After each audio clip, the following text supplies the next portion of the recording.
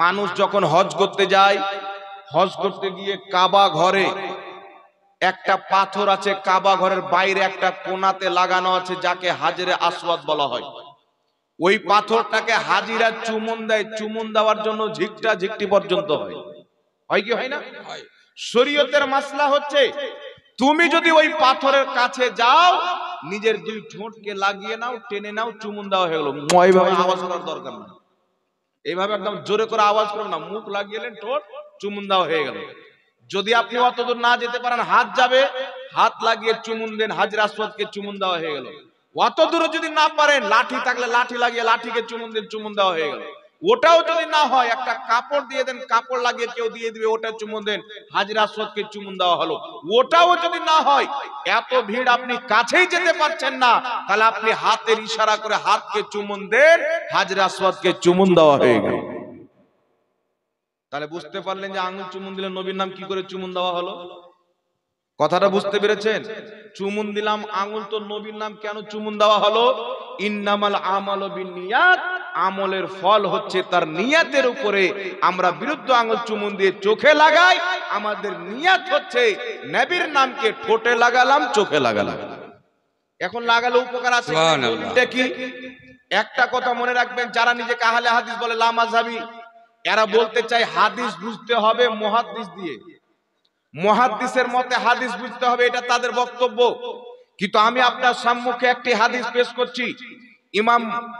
ইমাম সাখাবী রাহমাতুল্লাহ আলাইহি নিজের কিতাব মাকাসিদুল হাসানের মধ্যে হাদিসটি উল্লেখ করেছেন। মুসনাদুল ফিরদৌস কিতাবের মধ্যে হাদিসটি উল্লেখ রয়েছে। হযরতে ইমাম আজলুনী রাহমাতুল্লাহ আলাইহি কাশফুল খাফার মধ্যে হাদিসটি উল্লেখ করেছেন। ইমাম মুল্লা আলী কারি রাহমাতুল্লাহ আলাইহি আসরারুল মারফুয়া কিতাবের মধ্যে হাদিসটি উল্লেখ করেছেন। হাদিসটি কি? হযরতে সাইয়্যিদিনা বিলাল রাদিয়াল্লাহু তাআলা আনহু আযান দিচ্ছেন, আবু বকর সিদ্দিক উপস্থিত আছেন। বিলাল বলছেন আশহাদু আন্না মুহাম্মাদার রাসূলুল্লাহ। হযরতে আবু বকর সিদ্দিক নিজের বিরুদ্ধ আঙ্গুল চুমুন দিয়ে চোখে মাসা করছেন। সুবহানাল্লাহ, সুবহানাল্লাহ। দ্বিতীয়বার বললেন, হযরতে আবু বকর সিদ্দিক একই কাজ করলেন, নবীর নাম শুনে বিরুদ্ধ আঙ্গুল চুমুন দিয়ে চোখে মাসা করলেন। এখন প্রশ্ন হচ্ছে, হাদিসটি কি? হাদিসটির উপর আমল করা যাবে কি যাবে না? লা মাযহাবী বলে কি, মুহাদ্দিস দিয়ে হাদিস বুঝতে হবে, যেমন ভাবে মুহাদ্দিস হাদিস বুঝিয়েছেন তেমন ভাবে হাদিস বুঝতে হবে।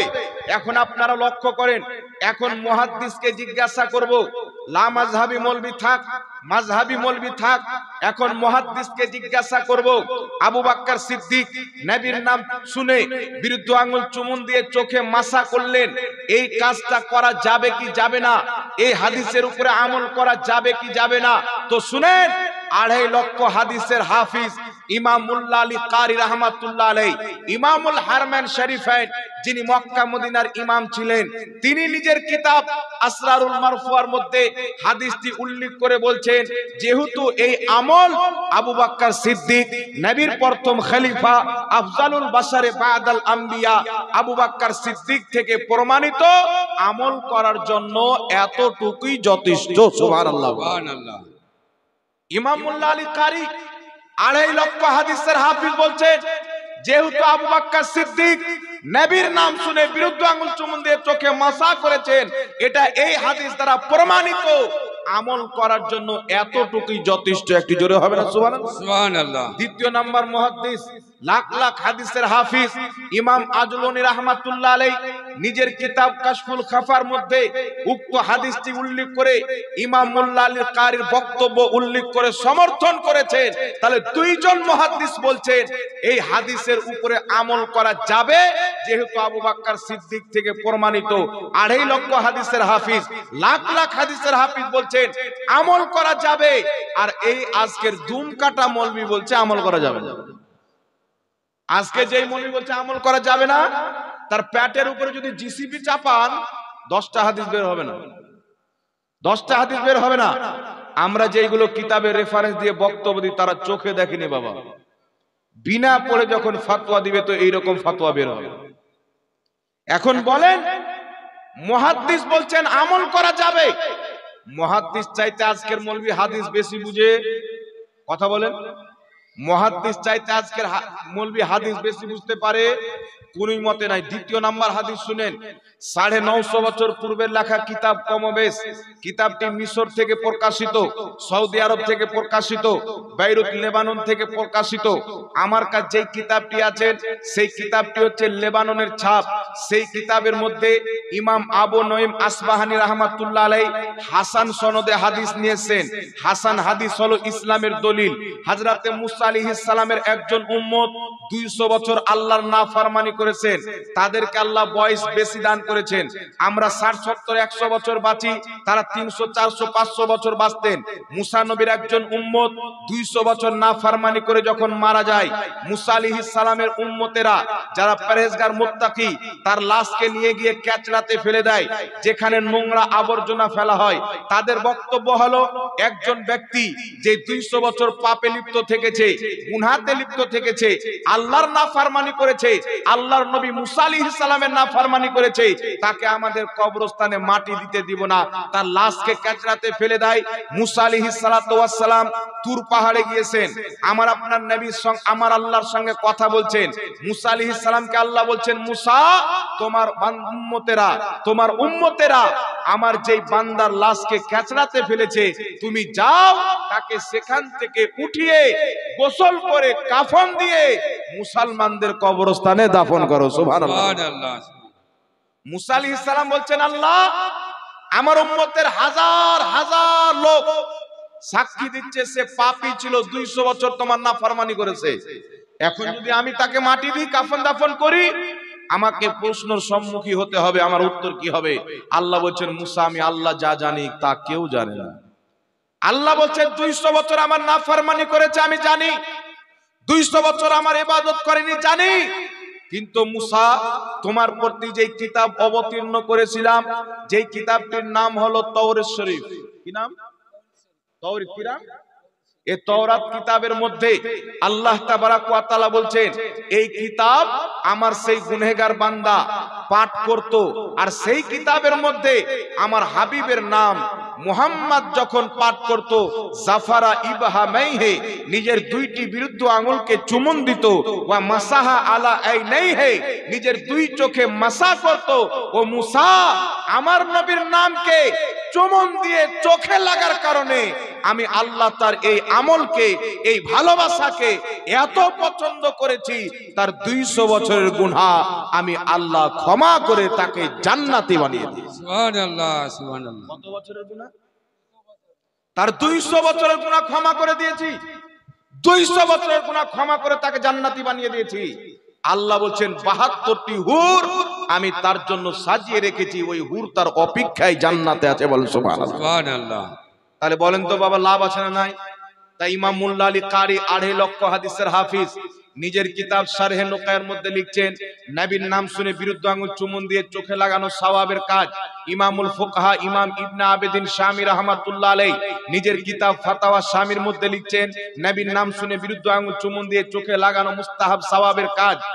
মারাকিল ফালার মধ্যে ইমাম তাহতাবি লিখতেছেন, নবীর নাম শুনে বিরুদ্ধ আঙ্গুল চুমুন দিয়ে চোখে লাগানো মাসা করা সওয়াবের কাজ। তাফসিরে জালালাইন ইন্নাল্লাহা ওয়া মালাইকাতাহু 22 পারা সূরা আহজাব আয়াত নাম্বার 56 হাসিয়াতে মুফতি লিখছেন, নবীর নাম শুনে বিরুদ্ধ আঙ্গুল চুমুন দিয়ে চোখে মাসা করা সওয়াবের কাজ। জোরে বলতে হবে সুবহানাল্লাহ। অসংখ্য ইমাম ফয়সালা করে দিয়েছেন সওয়াবের কাজ। আর আজকে বলছেন আমরা মুহাদ্দিসকে মানি। বেটা মুহাদ্দিস ফয়সালা করে দিয়েছেন তো তোমার চুলগুলি কেন উঠে? বলছে আমরা নবীর নাম চুমুন দিই না। যুক্তি দিয়ে মানুষকে বুঝাবে, আল্লাহর নাম কেন চুমুন দাও না? আল্লাহ বড় না নবী বড়? আল্লাহর নাম কেন চুমুন দাও না? আল্লাহ বড় না নবী বড়? ওকে বলবেন যে বাপের পেট থেকে কেন হসনিস, মায়ের পেট থেকে কেন হয়েছিস? ও যা উত্তর দিবে ওকে তাই উত্তর দিয়ে দিবে। বাপের পেটে সিস্টেম নাই, মায়ের পেটে আছে তাই মায়ের পেটে হয়েছে। তো শরীয়তে আল্লাহর নাম চুমুন দেওয়ার কোনো সিস্টেম নাই, নবীর নাম চুমুন দেওয়ার হাদিস আছে তাই নবীর নাম চুমুন দিচ্ছি। বুঝতে পারছেন বাবা? তো কেউ যদি বলে বাপের পেট থেকে কেন হয়নি, মায়ের পেট থেকে কেন হয়েছে, ওকে পাগলা কুকুর কামড়ায়নি।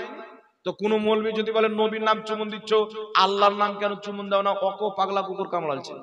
এদের যুক্তি বলা ভয়ানক। বাংলাদেশে একটা মৌলবি আছে, বলছেন যে নবীর নাম শুনে দাঁড়িয়ে যাচ্ছ তো আল্লাহর নাম শুনে কেন দাঁড়াও না?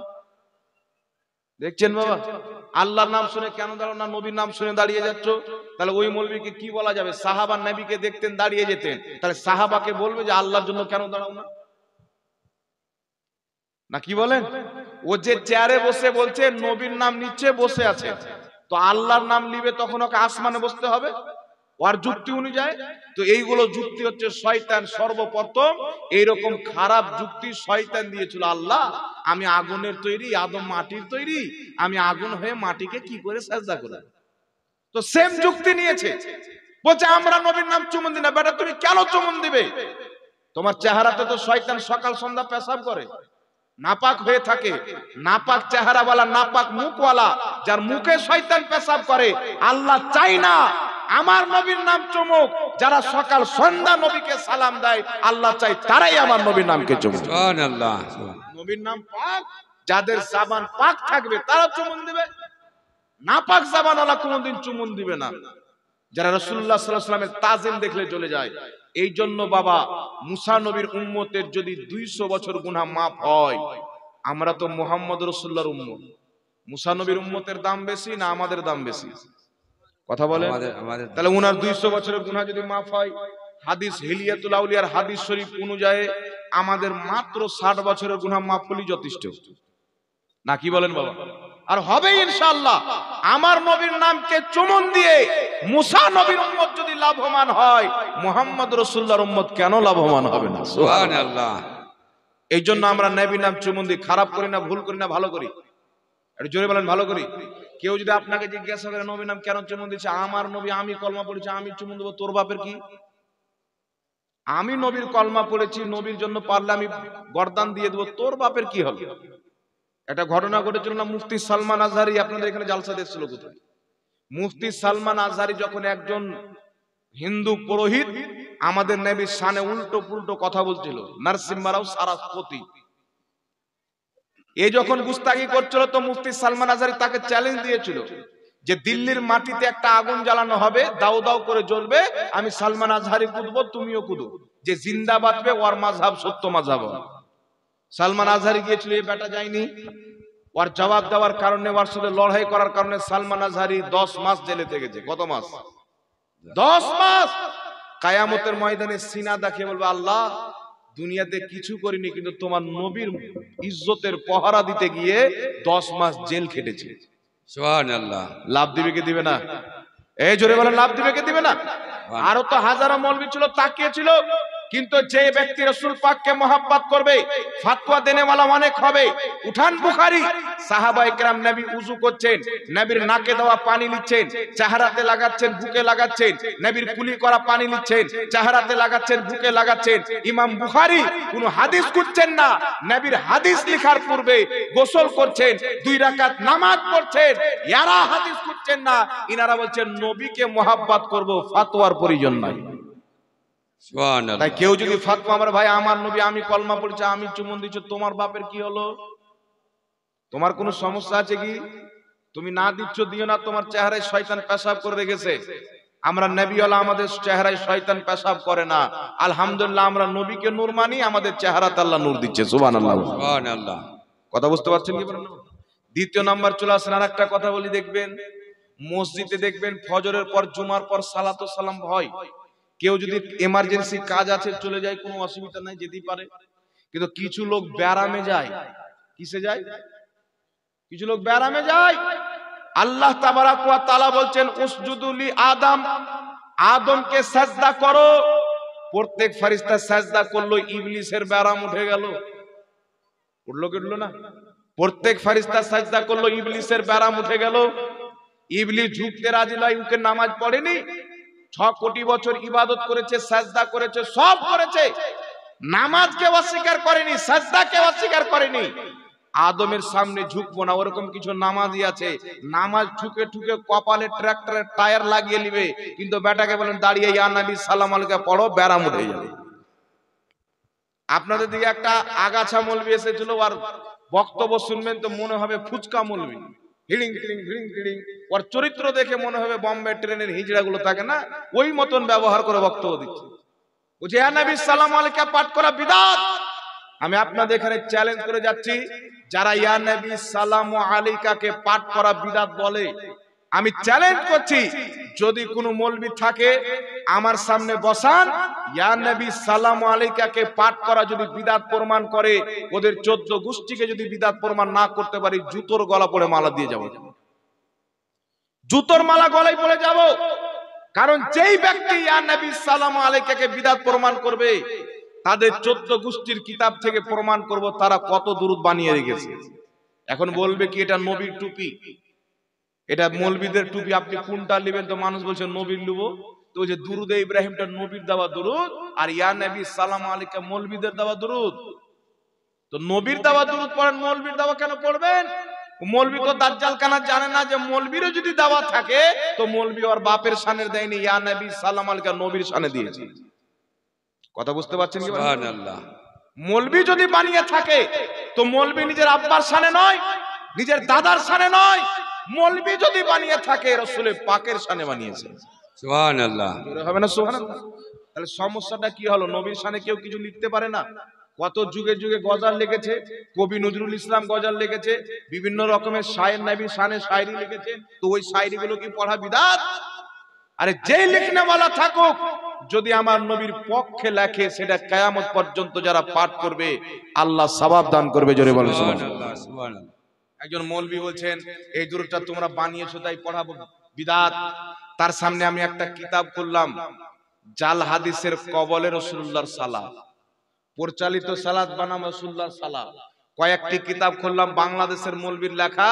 এই কিতাব খুলে প্রথমে লিখছে নুসাল্লি আলা রাসূলিল কারীম, নুসাল্লি আলা, এটা একটা দুরূদ।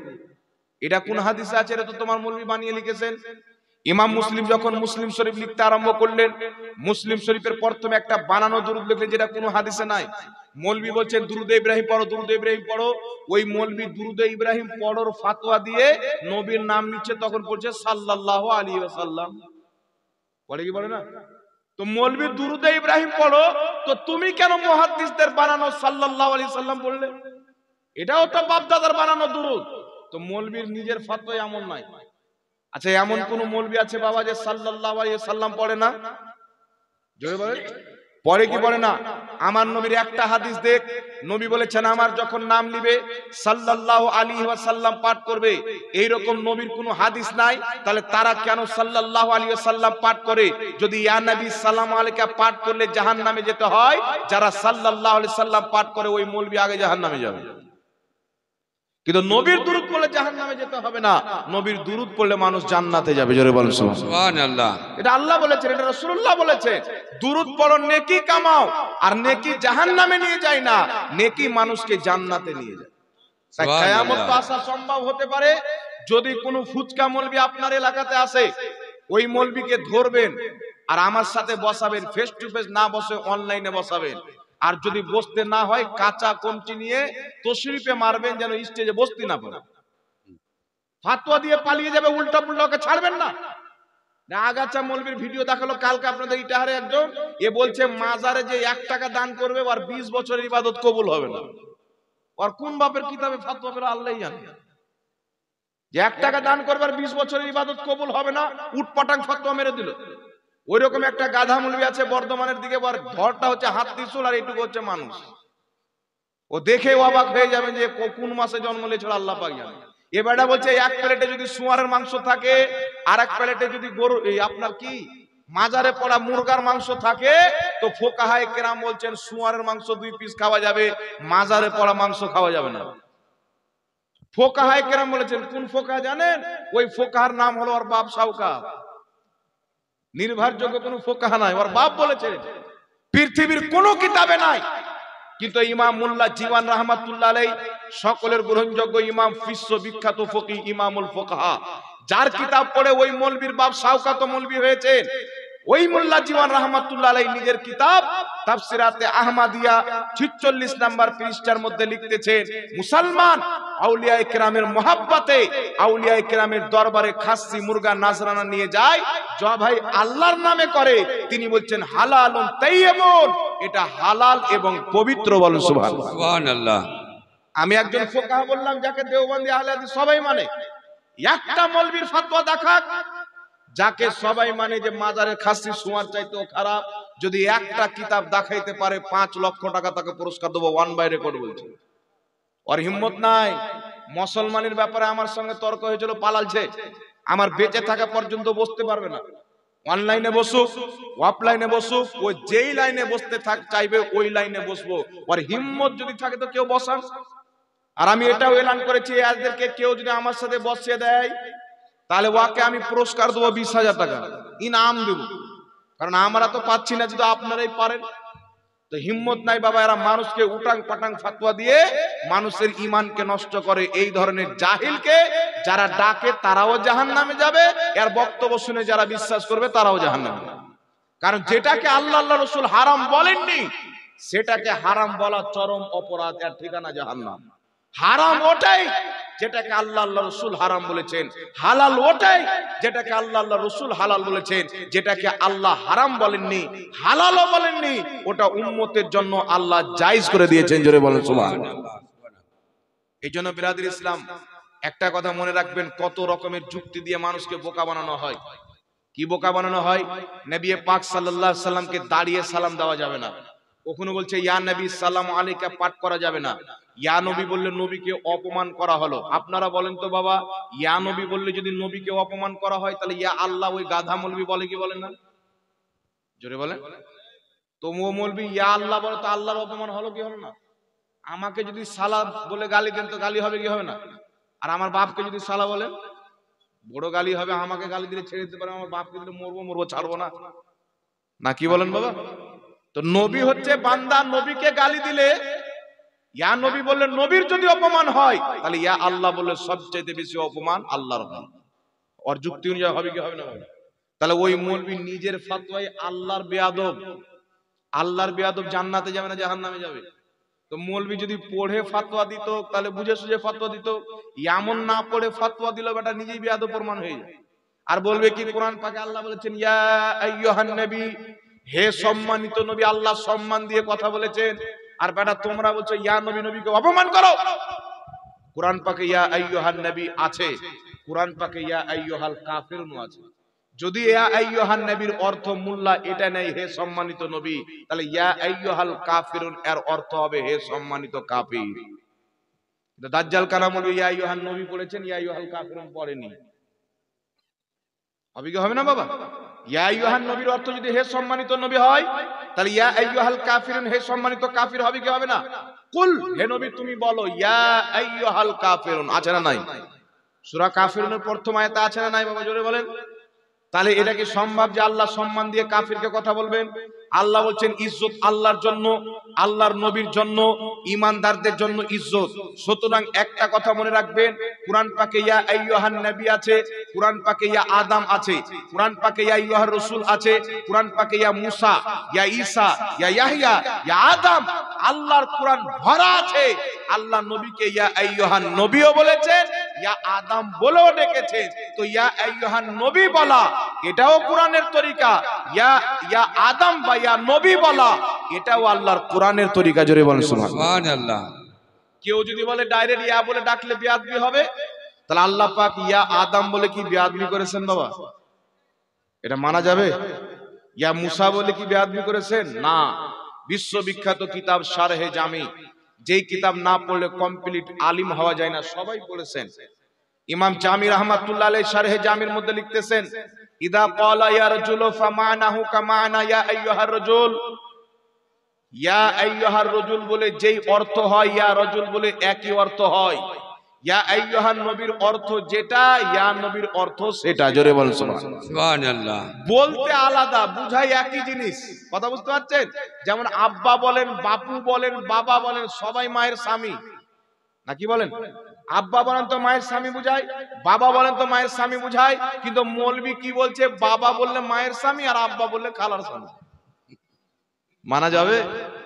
এদের বিদ্যার অভাব বাবা। যেখানে জ্ঞান থাকে ওয়াহাবি থাকে না, ওয়াহাবি থাকলে জ্ঞান থাকে না। দুটো এক অপর অপোজিট। আল্লাহ হেদায়েত দান করুক সকলে, পড়ুন আল্লাহুম্মা আমিন। আল্লাহুম্মা আমিন। গোপাল ভাল বলছে বর্ধমানের, আসসালামু কাবলাল কালাম, আগে সালাম পরে কালাম। আর আমরা বলছি ইয়া নবী সালামু আলাইকা, আগে কালাম হয়ে যাচ্ছে পরে সালাম হয়ে যাচ্ছে। তো হাদিসের উল্টা হয়ে গেল। এই হাদিসটা হচ্ছে তিরমিজি শরীফের মধ্যে, গোপাল ভাল বলছে বুখারীর মধ্যে, কিন্তু বুখারীতে নেই। কারণ ও শুনে হাদিস বলেছে, পড়ে বলেনি। আর আমরা তো রাত দিন মাদ্রাসায় আলহামদুলিল্লাহ পড়াই। ইমাম তিরমিজি হাদিস উল্লেখ করছেন, আসসালামু কাবলাল কালাম, আগে সালাম পরে কালাম, তারপরে বলছেন হাদা হাদিস মুনকার, এই হাদিসটা হলো মুনকার হাদিস, সহি হাদিস নয়। সহি হাদিস কি? শারফে মুস্তাফা, প্রায় 1000 বছর পূর্বের লেখা কিতাব। সেই কিতাবের মধ্যে বিশুদ্ধ সনদে হাদিস ইমাম জুরজানি রাহমাতুল্লাহ আলাইহি তারিখে জুরজানির মধ্যে বিশুদ্ধ সনদে হাদিস নিয়েছেন। হযরতে জিবরিল আলাইহিস সালাম আমার আপনার নবীর দরবারে আসলেন, আসার পরে বলছেন কি, ইয়া মুহাম্মদ আলাইকাস সালাম। সুবহানাল্লাহ। একটি হাদিসে আছে ইয়া মুহাম্মদ আলাইকাস সালাম বললেন জিবরিল, আরেকটি হাদিসে আছে বললেন ইয়া আহমদ আলাইকাস সালাম। তো জিবরিল আলাইহিস সালাম আগে ইয়া মুহাম্মদ বলছেন, পরে সালাম দিচ্ছেন। আগে ইয়া আহমদ বলছেন, পরে সালাম দিচ্ছেন। সহি হাদিস। তো কি বুঝা গেল?